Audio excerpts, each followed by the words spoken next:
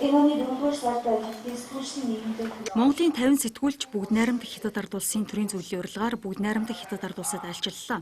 2014 онд Ши Цзиньпин дарга Монгол улсад төрийн өндөр дээд хэмжээний айлчлалт хийх үеэрээ стратегийн иж бүрэн түншлэлийн гэрээ байгуулсны хамт Монголын 250 сэтгүүлчийг өөрийн улстай айлчлуулж хоёр орны хэвлэл мэдээллийн салбарынхны харилцан туршлага солилцуулахаар болсон юм. Түүнээс хойш жилийн дараа Монголын сэтгүүлчдийн бүгд найрамдах Хятад ард улсад айлчлах эхний төлөөлөгчид 6 дугаар сарын 29-ноос 7 дугаар сарын 5-ны хооронд Бээжин, Жамбэ, Нанжин хотуудад зочлолоо. Сэтгүүлчдийн өмнөд туршид зорьсон анхны айлчлалын гол зорилго бол чөлөөлөх дайны ялалтын 70 жилийн ойн хүрээнд түүхт ялалтын үнц нь цэрэг эрсийн байгуулсан гавьяаг сурталчлах, улс түмний найрамдалт харилцаа хамтын ажиллагаа хөгжүүлэхэд чиглэсэн байв.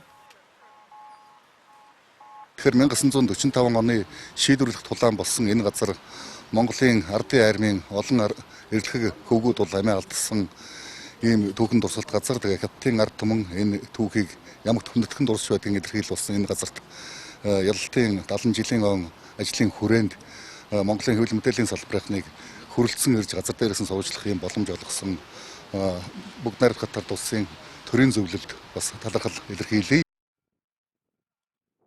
Бээжингийн баруун хойно байрлах Хэбэ мужид харьяалагдах Төмөн газрын цагаан хэрмийн үүдэн хот буюу Жанчхууд Монгол, Орос, Хятад 3 улсын дайч эрсийн гигэн дурсгал зориулсан цэцэрлэгт хүрээлэн бий.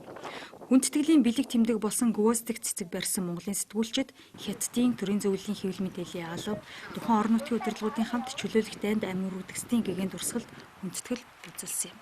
1945 оны 8 дугаар сарын 9-нд Зөвлөлт холбоот улс Япон улсад дайн зарлаж, Японы империализм мөн фашизмыг дарах шийдвэрлэх тулааныг яг энэ цэцэрлэгт хүрээлэн байгуулсан өндөрлөг даваан дээр хийсэн түүхтэй.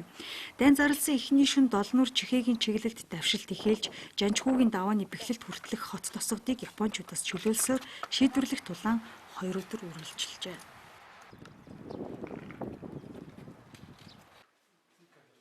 Монгол улс, Оросын улбооны улс бүгд найрамдах Хятад ард улс гэсэн хоёрхан хөрштэй.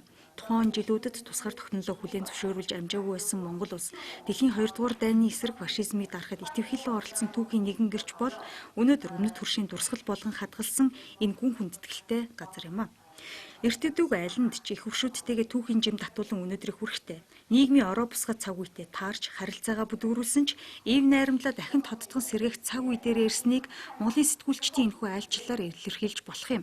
Монгол улс бүгд найрамдах Хятад ард улстай нийгмийн эдийн засгийн бүхий салбарт хамтран ажиллах гэрээ хилцлийн нэг чухал харилцааг хоёр орны ард түмний харилцаа ойлголцол гэж үзэж байгаа.